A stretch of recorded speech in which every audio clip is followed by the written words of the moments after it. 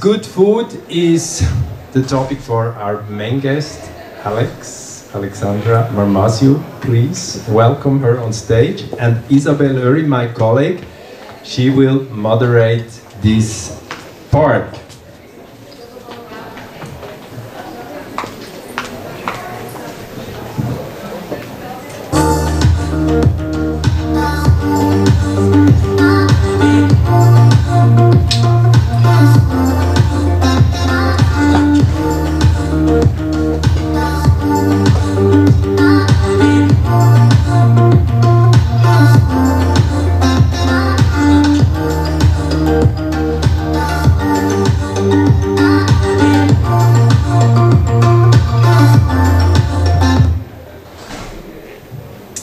Yeah, Alex, welcome to Lucerne. Your company EATbyalex is all about healthy, plant-based, sustainable eating, but would you still go for some gelato lepore? Oh yes, I love ice cream. Okay. And I prefer the gelato than the vegan one for now. Okay. Yeah. You started your career in investment banking, and then in 2016, all of a sudden you quit and decided to do probably the most different thing in the world from investment banking, and you did so very successfully.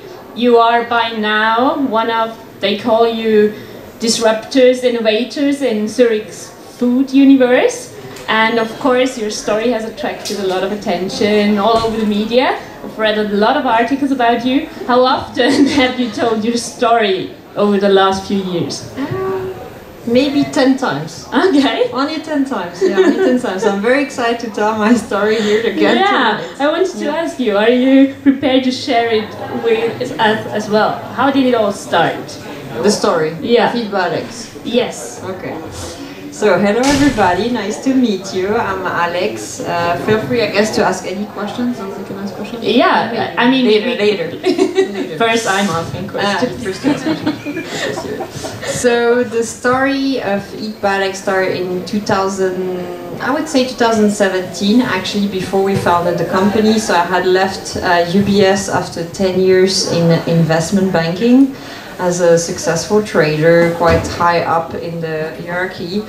But I kind of got fed up with my job. I loved I had a very cool job, let's say, in investment banking, but there's a point where you feel like you're not moving forward anymore. So I felt I was kind of stuck in my job and I was not learning anymore. My superiors had done they were there for a very long time, and I called them the dinosaurs, actually. So, and I just felt like it's not so interesting anymore, so I thought, let's leave. And in 2017 I went on a course, like a culinary course in the US, which I thought was very innovative because it was plant-based and raw cuisine. So that's how it started. Yeah. Should I go further? Or? And I mean, doing a course is nice, but I mean, there's a long way to then decide to start your business, right? Yes, but when I left UBS, I just felt I need to trust myself. I need to trust what I'm doing, and just educate myself and learn new topics, go on internships, and then the right thing will come to me. I'm a successful person. I should not be worried about the future. So, yeah, that's what I did. I cooked, and initially the idea was not coming. I didn't have the right project from day one. It really took it took me a year of training and a few months of procrastinating and wondering, what am I gonna do? And you know, the problem is that people always ask you, so what are you gonna do? And I'm like, I don't know, just give me some time. I don't know, the idea needs to come. I mean, it's not like, bam, it takes time to explore, to see what's going on in the market, and that's exactly what happened to me. And I remember I was on a trip with my mom in Paris, and she was again questioning me, so what are you gonna do? I'm so worried for you. You've been out of work for a year. And I was like, just give me time. When the idea comes, you will be the first one to know. And literally 2 weeks later, the idea of the business I created came. So Okay, but roughly. first reactions were, impatience and always asking, well, what's next? But did they also tell you were crazy to leave a secure job environment? Yes, so the adults, the adults were very worried for me. Okay, They were very okay. worried, and they're like, why would you do that? And my father is still actually telling me, why did you leave? And he still doesn't understand it, so it's a bit of a sad story, but it's okay. He will eventually realize that I'm fine. But and my colleagues also, they were quite judgmental. And I don't know if we talk about that, but I think an anecdote I have, and I highly encourage that if you have the courage to do something in your life, people will judge you and they will attack you and they will want to know why you're doing that. It's just because they are actually jealous, I think. So I was like, if they are jealous, let's make them even more jealous. So every time someone would ask me, what are you gonna do? I would say, I'm traveling the world and I'm going to the body and and they would get so jealous, and it was the best reaction because they would expect me to feel guilty, and I was like, no, I'm not gonna feel guilty for what I'm doing. You should maybe consider leaving your job if you're not happy. Yeah. But was there a time when you yourself felt scared? Oh yes. I was very often scared. It's still scary. That's why you need to hold on tight and think, I'm trusting myself on this one and it's gonna be fine. And that's why it's so difficult when people judge you, because you're already judging yourself massively, and then you have the extra layer of the people judging you, and this makes it really hard and you doubt yourself a lot. Yes. And well, summing up, what would be your advice to someone who would love to do their own project but are scared of leaving a secure job environment? What would be my advice? Just do it. Just do it. Jump. I mean, life is so short, and what is the worst that can happen? For me, that was always my starting point. When I left the banking, I was like, I'm successful, I'm leaving because I want to leave. They will hire me again because I will have even more experience after leaving. So why would they not hire me again? Why would I not be able to find another job again? So I thought it's just important. Again, it comes back to trusting yourself and embracing taking the courage, having this courage to jump in the unknown. It's such a beautiful feeling. Scary, but beautiful as well. And what would be your advice to someone who has not yet found their business idea, the one and only idea?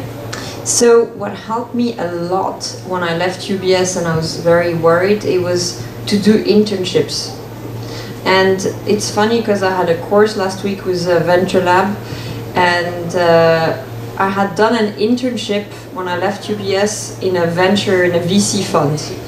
And one of the VC fund manager was at the course, and he was like, but why would you come on an internship? I mean, and I thought, why not? It's not because I'm 30 years old that I'm not allowed to do internships. Or because I was executive director at UBS that I should not do an internship in another field. So I think just go on internships, go help your friends who have a startup, just explore, spend time in an environment that you're attracted to get a feeling, and maybe it gives you ideas, maybe the other people give you ideas, you never know. So I think it's just exploring. Today, EATbyalex is composed of several pillars, all around healthy eating, healthy living.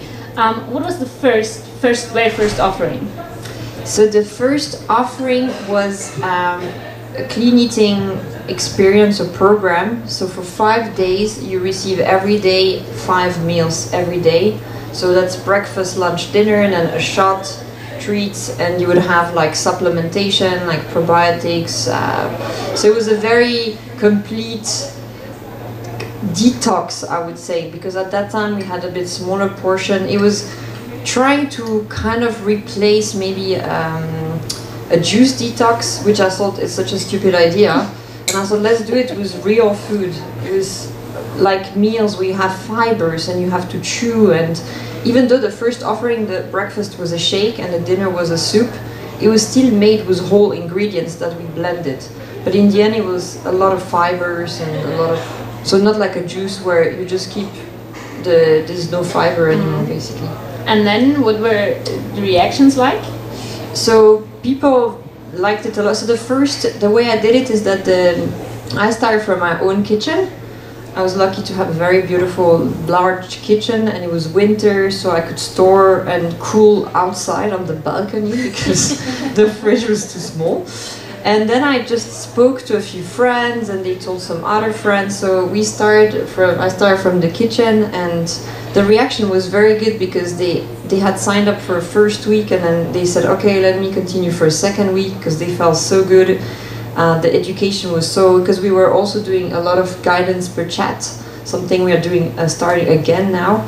And they learned so much in that week, and they felt so good in their bodies that they would continue and tell their friends, and then I would have more people, and I was like, oh, it's working. Okay. Yeah. And then how did you develop your business? What was next? And next was to find a kitchen. So I found a kitchen, a small kitchen. It was very lucky through my network.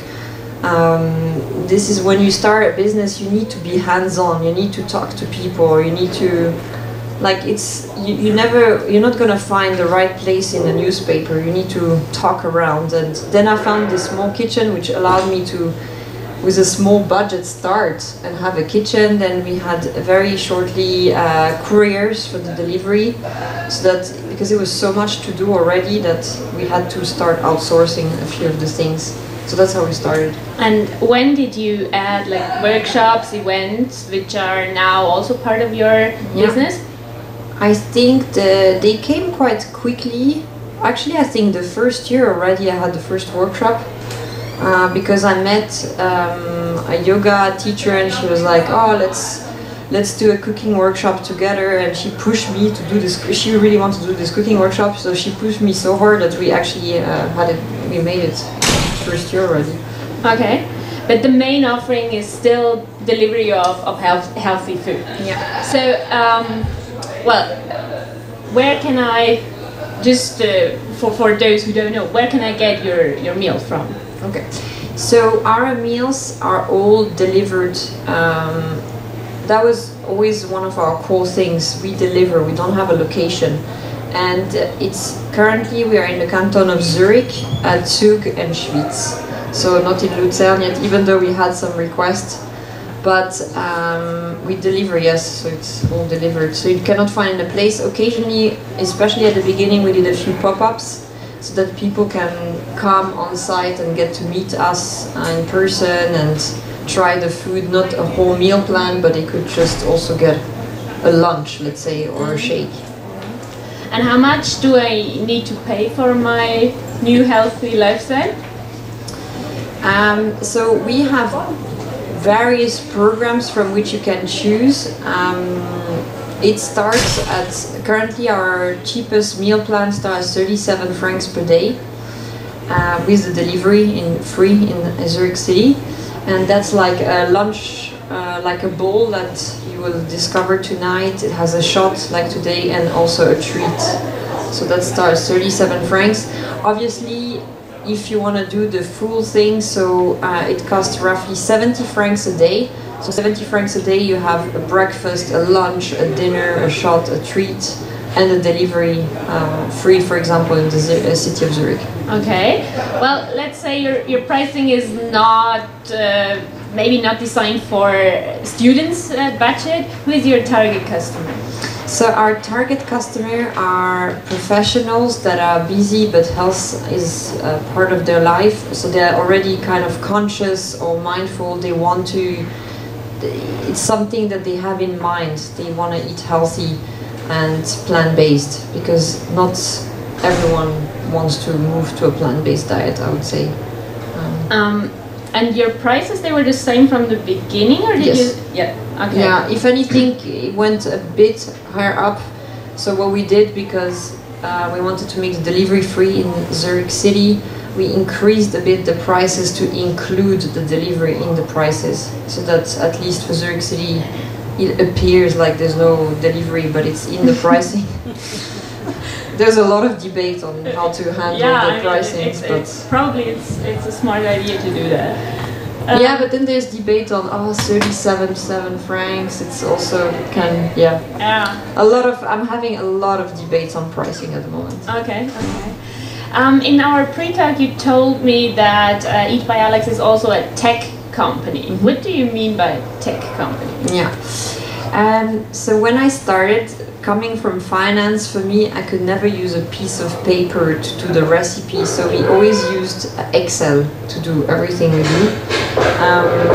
To the point that I had my computer next to the blender, and sometimes the blender will explode and the cacao shake went on the computer, and but so that's how I started with Excel.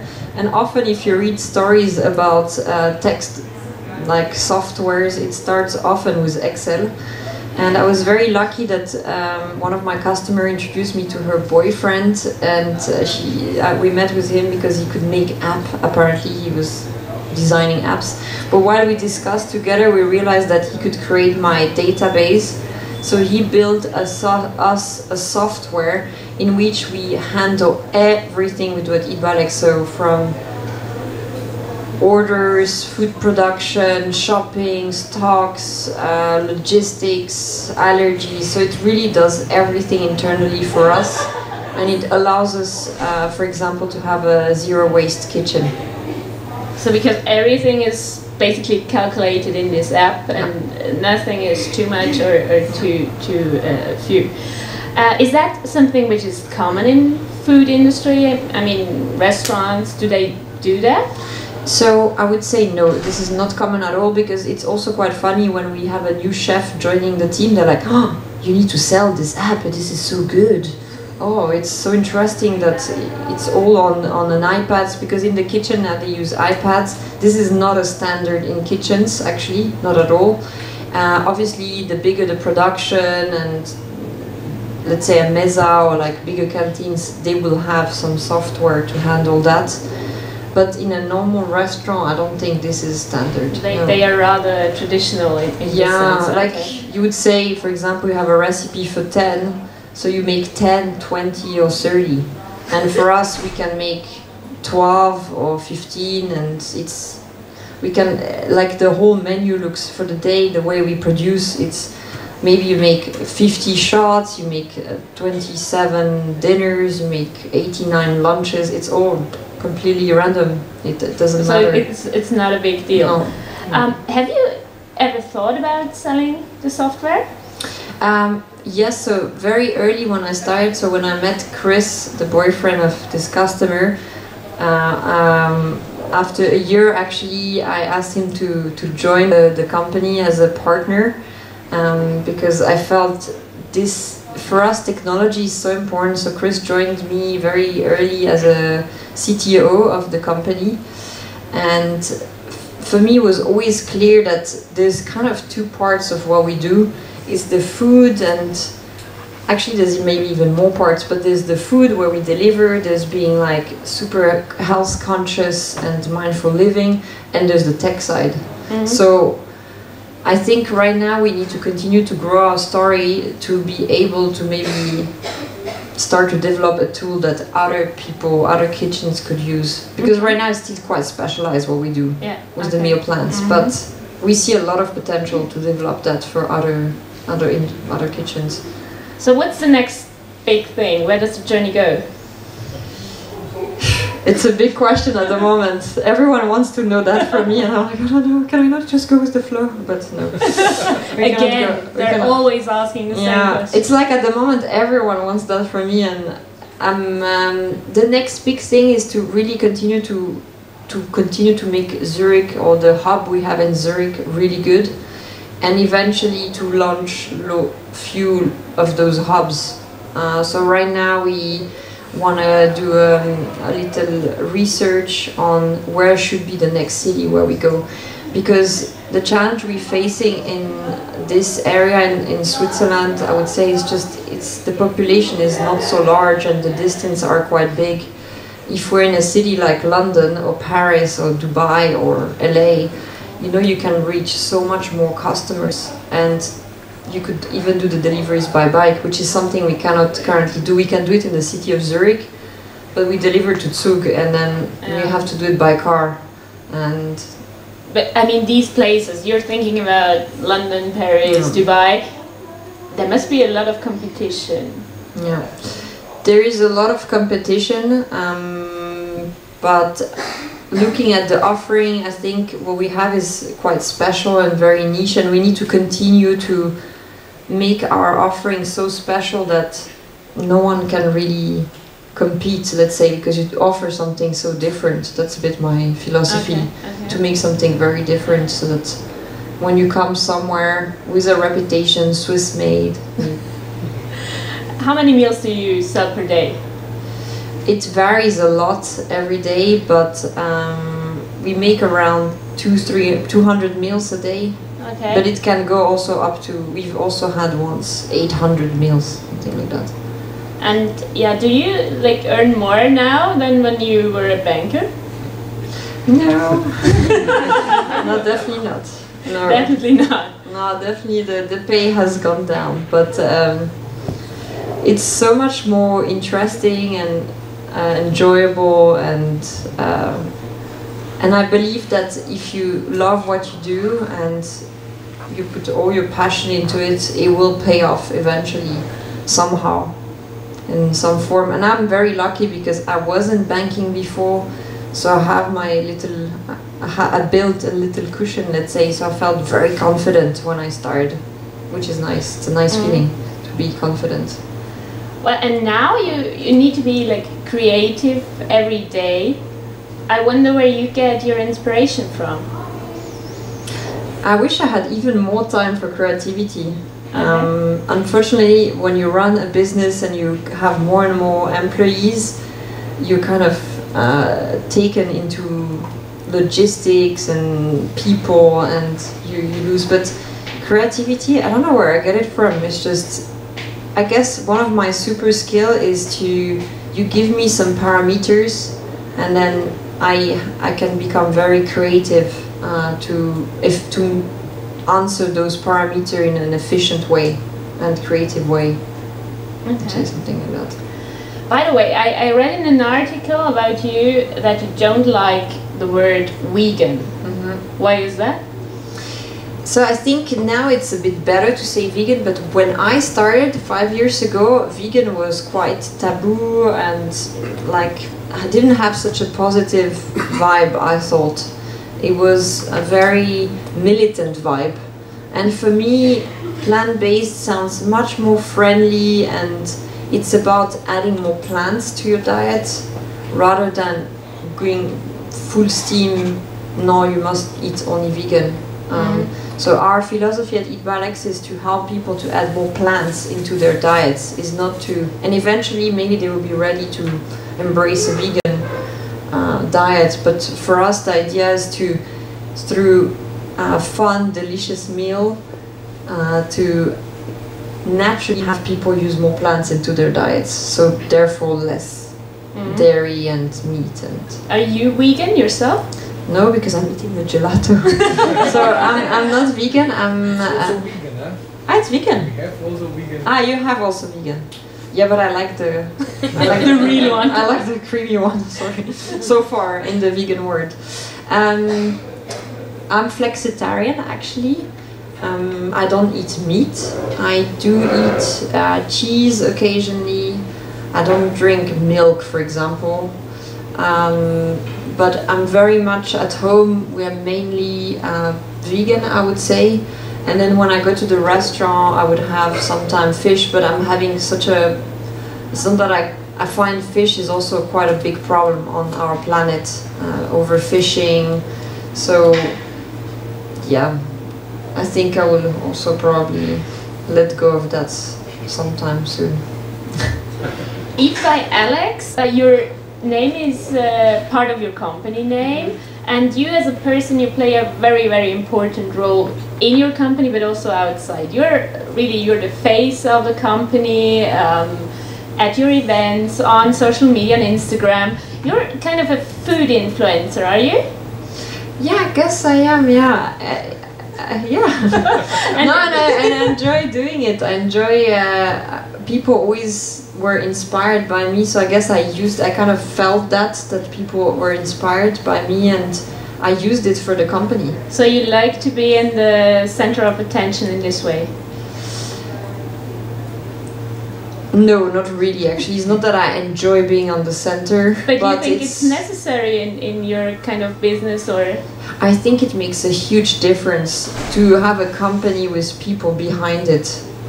I think what is an interesting thing that I could do is now talk much more about my colleagues, and it's not just me doing EATbyalex. It's just my initial philosophy that was built in the company, and yeah, using Alex word. Actually, Alex was, I always like that people call me Alex, and I thought Alex is such a nice word to use because in the name, because first of all, Alex, people don't know if it's a girl or a boy, so I thought that's quite nice to create some confusion. And it's true, at the beginning everyone thought I was a guy. So I really played on that, and I thought it's quite nice to, yeah. But you still are in the same way in the center of your company on social media. Do you really have time to do all that? It's a struggle, but yesterday I have a new marketing agency that started working for me, and he told me about a company called Synthesia or something like that, and you can make your own avatar. Okay. And then this avatar talks for me and looks like it's me talking. So soon I will be replaced by an avatar. I was like, oh. It's a bit scary, but it's scary. It's like saving a lot of time. Yeah, but I think for now I'll still continue to do it as much as I can, to be honest, because I really enjoy talking to the camera, I enjoy talking, I enjoy being here tonight. It does take a lot of energy to do it well. People don't realize how much energy it takes to be impactful, so it's not something I can do every day, all day long. Mm-hmm. But occasionally I really so much enjoy that. And on Instagram it's also nice to see how you connect with people. I made such great friendship on Instagram by being the face of my company. Mm-hmm. Talking about your Instagram, I mean, your channel is extremely professional from the very beginning, and I mean, food photography is something like an art for itself. Who is taking all these pictures? Are you really doing all the pictures and all of that?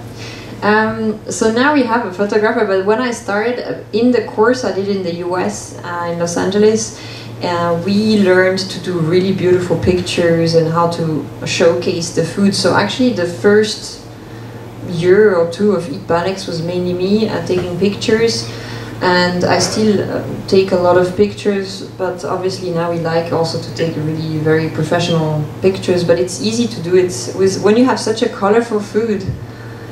It's quite easy to take nice pictures. Yeah. But yeah. Your company was founded in 2018 as a GmbH, eine Gesellschaft mit beschränkter Haftung, and then you transformed it in the end of 2020 into a AG, Aktiengesellschaft. In the startup world, we would say this is a no-go, because every successful startup eventually has to be transformed in an AG, because at the latest when investors are coming in. So what would be your take on that? Just do an AG from the beginning. But you know, it's funny because when I left my corporate work, my job, and I just wanted to go slowly. I wanted to be sustainable and lean, and just I didn't have the confidence that I have now. Back in the days I was a bit more gentle, and I just thought, oh, it's too much pressure on me, this AG. I thought it was too much for me, so that's why I created EATbyalex with a GmbH. And it's just then I realized, okay, I want to give shares to employees, and we potentially will also go for capital, raising capital, and I thought, let's transform into an AG. But it was expensive, it was time-consuming, and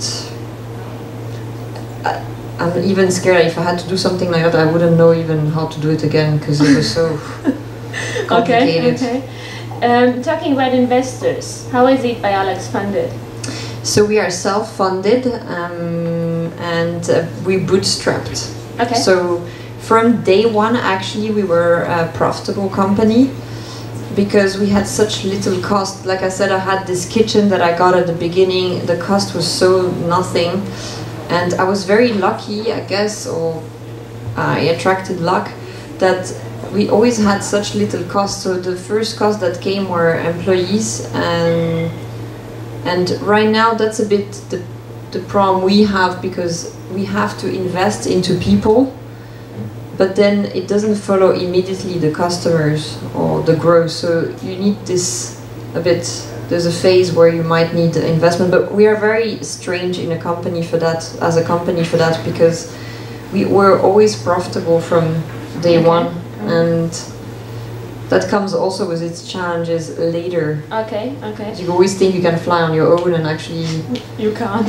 You could, but sometimes you also want to go faster, because and then by being in this mindset of doing it all on your own, you're slower, and you need to invest. What are your experiences with investors? No, nothing yet. Actually, I've not yet. We're thinking now to Farmy. I don't know if you saw Farmy. Yesterday started their crowdfunding, crowd investing. They said crowd investing, but actually they are tokenizing their company. So that means that you can buy shares from Farmy, the tokens it is, but it's actually like a share of the company, and that's what I would like to do with EATbyalex as well, because it just opens to anyone, even any of you, anyone can buy the shares of the company, and that's what I would like to do for a first funding round, actually. Okay, so that's... So not the classic route of going with investors, no. Yeah, okay. How many people are working for you? We are now 7 people in the company. It's only 5 full-time employees though. Okay. Yeah. And so we're a very small, nimble team. And what kind of boss are you? I am. I think I'm a good boss. I'm a very good boss. I'm an amazing boss. No, I'm a very good boss because I try to empower people to do their roles. And what I'm learning now to do is to set goals on a high level so that everyone in the company can take do it by themselves basically. They have their role, they know the goals of the company, and then they can basically do what they think is best to achieve those goals within their fields. That's very motivating for them, of course. Yeah. How do you find the right people? Is that difficult? So my approach has been to use Run-up, and I've been so successful on Run-up, I cannot believe it. But I've had all the hires I've done were on Run-up, and what I realized, because we hire only, like I always say, you need to talk in English to join the company. Actually, I realized recently that we've been reposted on a lot of forums or places where people look for jobs and they don't speak German. Okay. So I attracted a lot of international people, which was amazing. Honestly, it's been really good for us, the hiring process. We've had so many amazing CVs, and yeah, we're very lucky on because this is very tricky. Yeah, in general this is very difficult. Also, especially for a small startup that doesn't pay salaries, it's so hard. Because you compete against Googles or startup that have investment, and the investment often goes into the people, which we don't have. So, yeah. Looking back, what was the biggest challenge for you? People. Yeah? Yeah, people, like managing talent, and it just takes a lot of time because I want to do it right, and it just takes a lot of time. And because I don't think I micromanage at all. I like to empower people to do it, but it doesn't always work, especially if you've not set the goals on a company level. There's times where things go a bit off track, and then you lose so much time correcting those things, and then you kind of have to become a micromanager because and that's difficult because you lose a lot of time. And I actually hate doing that. I hate being after people. In our pre-talk, you told me that one day you will be starting a new business, and since we've been talking, I'm asking myself, well, what's her next startup? What is the next startup? I think it would be definitely in the tech industry more. So you know, when I left my corporate job, I had the computer role, and I was always in the front of the computer. My 8 screens. It was very reading a lot of news and just looking at my numbers. And when I left, I thought I want to do something where I'm using my hands, like something physical. And really, I really did that, like big style, because suddenly I was in the first kitchen. There's no dishwasher. I had to dishwash every day, and like it was very, very hands-on. And now slowly I can feel that I less enjoy this too hands-on. I mean, I'm always there, happy to help on hands-on, but I also very much enjoy building something on a larger scale on the tech and help more and more people. So you kind of need both. Yeah, you need a good mix. You need a good mix. You need a good mix of these two. Yeah. What was your favorite food when you were a child? No, not yet. At that time, I don't know. No, it was not so good, the ice cream back then. Gelato in Italy though, yes. Because I was going very often to gelato. But one of my favorite vegetable, but actually it's a fruit, is a tomato. Okay. So I would love to make tomatoes with just a nice olive oil and salt. That's one of my favorite. I need tomatoes in my life, and lemons and tomatoes. So this is today, or already when you were a child? Yeah, already as a child, because my father was very much into tomatoes. Okay. And what do you do when you're not thinking about food? I'm thinking on how to handle my crazy dog. No, but I don't know what I'm thinking. I'm really always looking to learn something new, and this is a bit the problem. Sometimes when you have your own company, you get so drawn, like you've been in your hamster wheel, and I wish I had more time to listen to more people, podcasts, to read more books, and get inspired even more. Okay. So, I would like to open the floor to the audience. Any questions to Alex? Just a little one. When you choose your name, did you have any problems with the brand eat.ch? So the question is the naming EATbyalex with eat.ch, yeah? No, eat.ch didn't say anything, but there's a random dude, sorry to call him like that. A random Alex? A random Alex in Germany, which has a company called Alex, I don't know if he's called Alex, and he has a trademark on Alex, and I got the trademark EATbyalex, and he came after me because he wanted to maybe open a restaurant called Alex in Switzerland, and my trademark lawyer always said, oh, you cannot be so, no one should have a trademark Alex. So I had more issues with the Alex than with the eat. No one said anything about the eat, to be honest, so I don't know. That was just my first. Yeah, no, I didn't have any issues with the eat. Any other questions? You talked about the distribution before and that you outsourced it. Is that right? Or how do you do the distribution now? So you're talking about the deliveries, right? Yes. Yeah. So the delivery we outsource, yes. We have currently two couriers that we work. One is a bike courier in the city of Zurich, Ultra-Courier, and then we have a small company, courier company by car for all the other regions, and we outsource that. And often the question is, should we do it internally? But as long as you don't have enough volume, it's so much easier to outsource that, because, you know, if one, like I would need to have 2, 3, 4 couriers at all times in case one is sick, and it just doesn't make sense because they only go on a delivery maybe 3 to 4 hours every day. So we outsource the delivery. That's what makes more sense in our case.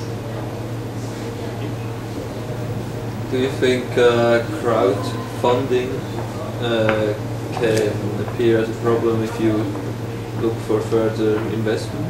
So crowdfunding really? Yeah, like in general, I mean. No, like Farmit did. So crowd investing, what they're doing. Yeah. So you want me to talk about crowd investing or crowdfunding? Investing. No, crowd investing is totally fine because you can also have. They also had actually leads on their investment, pre leads for sure. So no, it has no. I don't think it's an issue. Crowdfunding neither, because crowdfunding is something you do at the beginning anyway. You don't give shares away, but crowd investing, because you do give shares. I still know. I think it's. You know, it's more people that think high of the company, invest in the company. And for example, for me, if I would go for this tokenization, I would try to get, my goal is to have 2 to 3 lead investors. And which are not the typical investors, it's more people that are in my network, that really believe in me, in the company.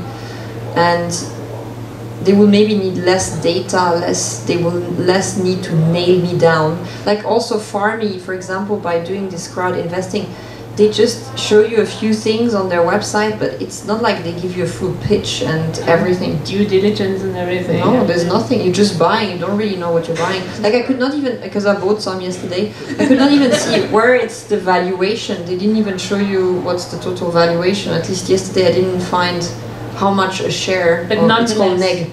you bought the black box. Yes. And yes. Which is strange, but that means that with crowd investing you will have, you open the door to less sophisticated investors. Like you are. No, but I mean, I wanted to, it's just yesterday I was like, I just want to get that done. It's not, I just really, I was like, it's okay, it's not a huge amount, it's a tiny amount, I did the minimum. It was just more to understand how it feels to be a novice investor. Yeah, like if, let's say if my customer go on and want to buy my share, how does it feel for them? Mm-hmm. And that's you what I wanted realize to do. that it's not a big step, and that's a good thing. It was very easy. Yeah. It's very easy to do it, and that makes me confident when I go to do it. And then by doing it myself, I know what a person will look for. Mm-hmm. Mm-hmm. Yeah, how I can convince our customer to become investors or partners or friends, whatever. Yeah. How did you feel, or how did you know that this is the one idea? The one idea. Yeah. How did I feel, and how did I realize there was the right idea? Actually, I call it Tetris. So it's basically when the idea came to me, it's like all the parts came together.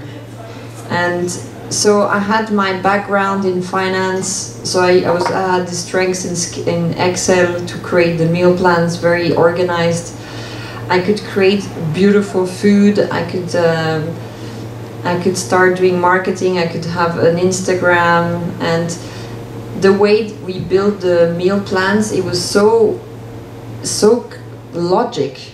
And that's what I said, that's why I think it's my super skills. Like I put all my skills together and I came up with this project, and it was so, like, there's no doubt that it's gonna work, and it's all the pieces like in Tetris came together, and I was just super confident because everything made sense, for me at least, in my little universe. I mean, they say that founders are a bit crazy sometimes.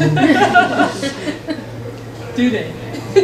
Yeah, because they have their crazy idea and they think that the rock stars of whatever they're doing, and you need that. You need to be a bit crazy at the beginning. But for me, you need to find your confidence in the end. I think that's the most important. You need to feel confident with your idea, and then it's gonna work out somehow. What about the ingredients? How do you source them? I mean, where are they from, and how did you build the supply chain?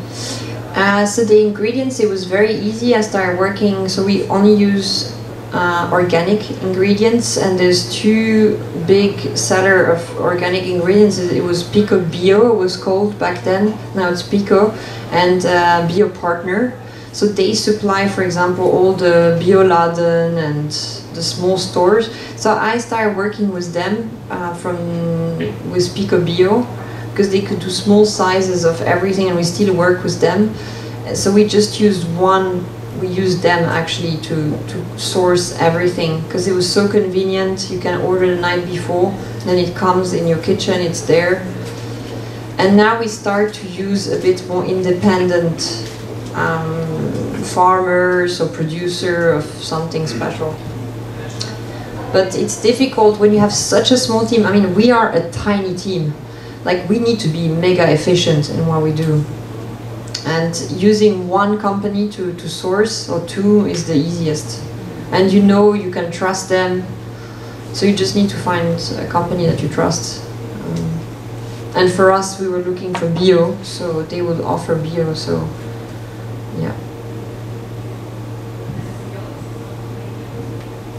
From a nutrition standpoint, did you hire a nutritionist, or is that something that you learned in your course? So this is something I learned. I educated myself on internet during the course. I mean, my course was not really about the nutrition part, but the school they had a nutrition program. So I had a friend who did it, so she sent me the PDF, so I did it like that on the side and just reading on internet. And I remember at the beginning, even a friend asked me, but how can you do what you're doing? You're not even a nutritionist. And it's true, I am not a nutritionist, but let me ask a question. Are your parents nutritionists? And so I think it's now, since then, I have a lot of people in my network that gave me guidance. I could double check, and what I would love to offer is, in the end, partner with a nutritionist that vouches for what we do. But honestly, I want to find someone that is influential and really good in what they do, but I have not found that person yet. So I'm not stressing myself about that. And it's been proved, but it's been checked by a nutritionist, and in the end, you know, it's like, how do you eat at home? The thing is that we have 6 meals that we make every day. It will never be possible to make it perfect for everyone. So in the end, each person needs to they need to take the responsibility and choose what is good for them. We cannot do that. We let them choose. It's not us who chooses for them. Yeah, that's how we deal with it. But in the end, there's a lot of yeah. I think I answered the question. Do you have any regrets? And if yes, what's your biggest regret? I have 0 regrets. zero regrets. I don't think I could ever work for a company ever again. If that's your question in terms of regrets. So no, I have, on that changing career, I have 0 regrets. I have maybe, I asked myself, I should have done with funding earlier, like start with getting funding, because I was so ambitious and I saw it's working on my own, why should I get investors? And this, we'll see, let's see what happens in the future, but right now I'm not regretting, it's just I'm more wondering how would it have been. And that's why when you say how would it be, what would be your next company, maybe if I have another company, there's one thing I can tell you if I start another company, because now I have a CTO, that's great, but the one thing we're missing is a good marketing team, I have to say. So if I start another company one day, I will have a CTO again for sure, and a marketing person. That's what I missed, I have to say. It slowed us down because we did it just super organically.